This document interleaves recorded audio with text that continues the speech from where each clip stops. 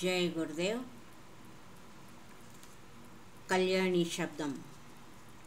కళ ఇతి కళ్యాణి. షోడశ కళల్లో ఉన్న ఈ కళ యొక్క అనుభూతితో తాదాత్మ్యమవుతూ తద్రూపమవుతూ తన్మయత్వం చెందాలి. ఆ తన్మయత్వంలో ఉపాధిరహిత అవస్థ చేరుతావు. బాహ్య ఉపాధులు అయిన నేను ఇక్కడ ఉన్నాను, నేను ఫలానా వాణ్ణి అనే అనేక ఉపాధుల ద్వారా ఈ అవస్థను మనము చేరుకోలేము.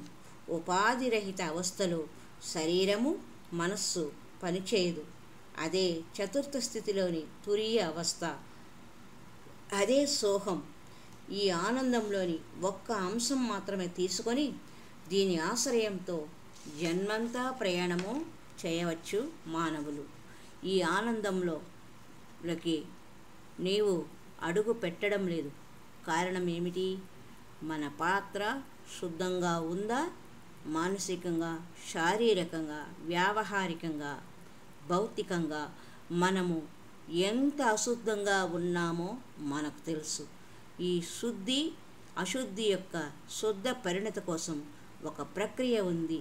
శాస్త్రం ఇలా చెప్పింది. ఏమిటంటే, గురుచరణాలకు సమర్పణ చేసుకో. గురుచరణాలలో గంగాజలము ఉంది. పాదాలు ముట్టుకొని సమర్పణ చేశావంటే సరిపోదు. నిన్ను నీవు సమర్పించుకోవాలి. అదే అస్తిత్వ సమర్పణ. నిన్ను నీవు సమర్పించుకున్నప్పుడు అక్కడ నీవు గురుత్వంలో ఏకమైపోతావు. అగస్త్యుల వారు మహాముని అయిన 3 నెలలు తన అస్తిత్వం గురుత్వంతో కలిపి సేవ చేశారు. అగస్త్యుల వారు హయగ్రీవుల వారి చరణాలు పట్టుకున్నారు.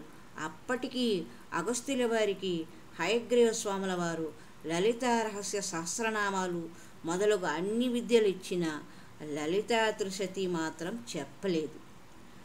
ఇందులో ఒక్క నామమైన అర్థం చేసుకొని చదివితే నేను కళ్యాణిని, నేను కకార రూపాను అని, నేను బ్రహ్మస్వరూపాన్ని అని అర్థమవుతుంది. బ్రహ్మస్వరూపమే కళ్యాణి. ఈ నామాలను అర్థం చేసుకొని మనస్సులో సరిగ్గా నిలుపుకుంటే ఆ అనుభూతి వస్తుంది. బయట ప్రపంచంలో అసత్యమును వెతుకుతూ ఉన్నాం. ఏమీ లేని దాని గురించి మనం వెతుకుతూ అనేక జన్మలు ఎత్తుతూ వృధా చేసుకుంటూ ఉన్నాం. పూర్ణత నీ ఎదురుగానే ఉంది. దానిని నువ్వు అర్థం చేసుకొని పొందవచ్చు. కానీ ఆ కళ నీలో వృద్ధి చెందలేదు. సిద్ధాంతాలు చదివి మన తలలో నింపుకున్నందువల్ల బుద్ధి కూడా దానిని స్వీకరించడం లేదు. సత్యం యొక్క అనుభవం పొందే సమయంలో సూర్యుడు మండిపోతున్నాడు అని నువ్వు చెప్పేటప్పుడు సూర్యునికి ప్రమాణం అవసరం లేదు. ఎవరైనా బ్రహ్మజ్ఞానిని బ్రహ్మజ్ఞానం ఏ పుస్తకంలో లభిస్తుంది అని అడిగితే అడిగిన వ్యక్తి అవస్థను చూసి బ్రహ్మజ్ఞాని నవ్వుతారు. బ్రహ్మజ్ఞానం పుస్తకంలో లభించదు. ముందుగా బ్రహ్మజ్ఞానం యొక్క అభ్యాసం చెయ్యాలి. నువ్వు ఇప్పటికీ బ్రహ్మజ్ఞానివే. పుట్టినప్పటి నుండి నువ్వు బ్రహ్మజ్ఞానివి. కానీ నువ్వు ఒప్పుకోవడం లేదు. ఒప్పుకుంటే ఏదో కోల్పోతావు అని భయం నీకు. సామ్రాట్ యొక్క ఆనందము ఆనందమా, సుఖమా? సామ్రాట్ అంటే రాజు, రారాజు. దుర్యోధనుడు రారాజు, అతడే సామ్రాట్. రాజు చుట్టూ ఉండే పరివారం అన్ని రకాల సేవలు చేస్తూ ఉంటారు.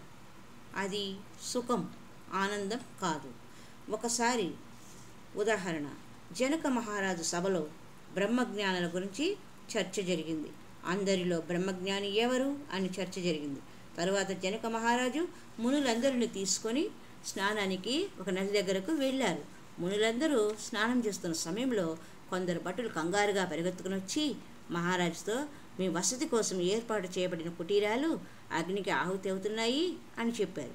ఆ వార్త వినగానే అష్టావక్రుడు, జనక మహారాజు తప్ప మిగిలిన వారందరూ అటువైపుగా పరుగులు తీశారు. జనక మహారాజు అష్టావక్రునితో, మీరు ఎందుకు వెళ్ళలేదు అని అడిగారు. అందుకు అష్టావక్రుడు, నేను అక్కడ ఉన్నాను, ఇక్కడ ఉన్నాను, ఇంకా ఎక్కడికి వెళ్ళాలి అని జవాబిచ్చారు. కొంతసేపటికి మునులందరూ తిరిగి వచ్చారు. వారిని జనక మహారాజు ఎందుకు వెళ్ళారని అడిగారు.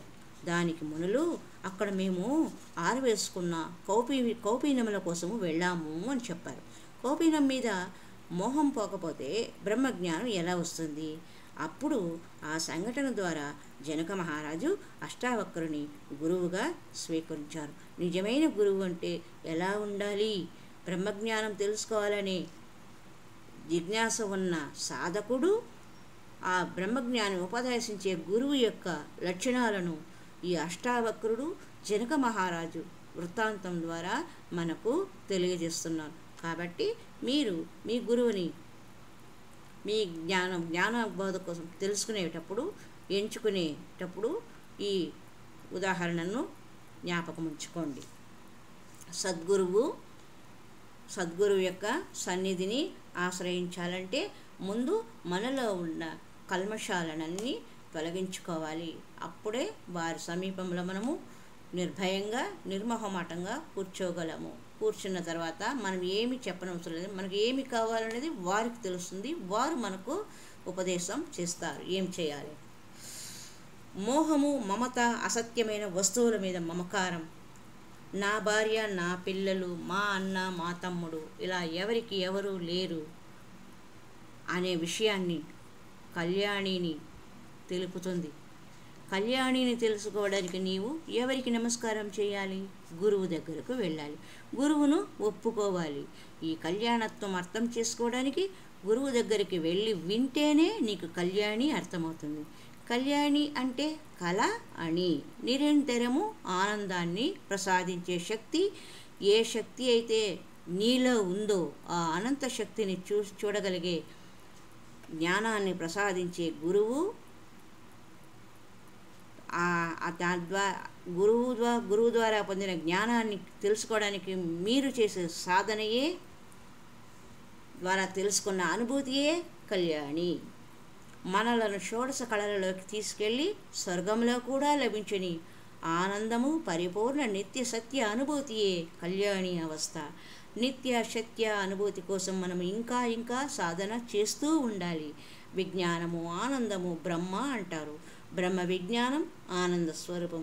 ఏ సిద్ధాంతమైతే మనము తెలుసుకున్నామో అది అనుభూతిలోకి వచ్చినప్పుడు అది ఏ ఆనందం. ఆ ఆనందమే బ్రహ్మ. ఆనందం యొక్క బ్రహ్మేతి వ్యజానాత్. అస్తిత్వం యొక్క అనుభూతి పొందడమే ఆనందం. మనం అస్తిత్వం యొక్క అనుభూతిని పొందాము, మనము బాహ్యమైన అస్తిత్వం యొక్క అనుభూతిని పొందుతున్నాము. నేను ఉన్నాను, నేను ఫలానా వారి కొడుకును అని అనుకుంటున్నాము. ఇవన్నీ బాహ్యమైన అనుభూతులు. నేనును పరమాత్మ గుర్తించడం లేదు. మన ఎదురుగా పరమాత్మ కూర్చొని ఉన్నాడు. ఒక పరమాత్మ ఇంకొక పరమాత్మతో మాట్లాడుతూ ఉన్నాడు.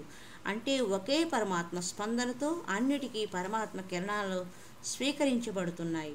ఇక్కడ కళ్యాణి యొక్క విజ్ఞానంతో ఆనందంతో బ్రహ్మ శబ్దం కలిపితే అది వారి యొక్క బ్రాహ్మీ స్థితి అవుతుంది. ఆ అవస్థలో వారికి అన్ని కామనలు సత్యమవుతాయి. ఆ సత్యకామత్వము చెబుతుంది ఎవరి సంకల్పాలు సత్యంగా పూర్ణంగా ఉంటాయో వారు సత్యకామ సత్య సంకల్పంలో అవుతారు. ఆ అవస్థలో ఆనందం యొక్క అనుభవము విజ్ఞాన భావంలో కలుగుతుంది. ఇది నీవు సచ్చిదానంద స్వరూపము, నీవే ఆ పరమసత్యము. ఆనందంతో సంపన్నమవడానికి కళ్యాణి లలితాదేవి స్వరూపముగా కళ్యాణి రూపంలో మనకు గోచరిస్తుంది. ఈ జ్ఞానం గురించి మనం తెలుసుకోవడానికి ఒక చిన్న ఉదాహరణ. మన దగ్గర కొంచెం పైకం ఉన్నప్పుడు ఎవరైనా అడిగితే ఉన్నప్పుడే మనము దానిని అందివ్వగలము. అలాగే మనలో జ్ఞానము విజ్ఞానము ఈ అమ్మవారికి సంబంధించిన విజ్ఞానం అనేది ఉన్నప్పుడే మనము మరి కొంతమంది ఎవరికైనా మనము ఇవ్వగలము అనే విషయము స్పష్టమవుతున్నది. అలాగే ఆనందం యొక్క అవస్థ మన దగ్గర లేకపోతే మనం ఎవరికి ఆనందాన్ని పంచలేము. మనలో శాంతి ఉంటేనే మనము ఇతరులకు శాంతిని పంచగలము. మనకు అశాంతి కానీ బాధలు కానీ కలిగినప్పుడు భగవతిని ప్రార్థిస్తాము. అప్పుడు ఆనందము లభిస్తుంది. అది నిలబెట్టుకోవడానికి విజ్ఞానం అనే తలుపులు మనలో తెరుచుకోవాలి. మనం గురువు దగ్గర కానీ మందిరము ఆ దేవాలయమును కానీ వెళ్ళినప్పుడు మనకు మనశ్శాంతి ఎలా లభిస్తుంది? వర్తమాన కాలంలో వెళ్ళి కూర్చోవాలి. వర్తమాన కాల ఆనందము లభిస్తుంది. వర్తమాన కాలానికి మాత్రమే అస్తిత్వం ఉంది. అంటే నేను దేవాలయానికి వెళ్ళాలి, గురు సమూహంలో కూర్చోవాలి, జ్ఞానాన్ని పొందాలి అన్నది వర్తమాన కాల భావన. ఆ భావనలో ఉన్నప్పుడు నీకు అది ప్రాప్తిస్తుంది. అదే సత్యకామన. మనలో కోరిక ఏదైతే ఉందో అది సత్యవంతంగా ఉంటే అది వెంటనే ఫలిస్తుంది అన్నది అర్థమవుతుంది. భూత భవిష్యత్ కాలం యొక్క అస్తిత్వంలోకి వెళితే నీవు తీసుకొని వెళ్ళిన సంచిలోని దుఃఖమనే మురికిని శుద్ధి చేసుకొని రావాలి.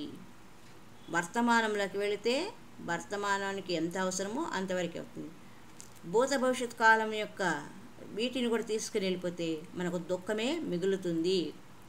అంటే మన జన్మజన్మల యొక్క పాపపుణ్యాలతోనే మనము అశాంతిని మూట కట్టుకుంటాము, కానీ మనం జ్ఞానాన్ని సంపాదించుకోలేము అని తెలుస్తూ ఉన్నది.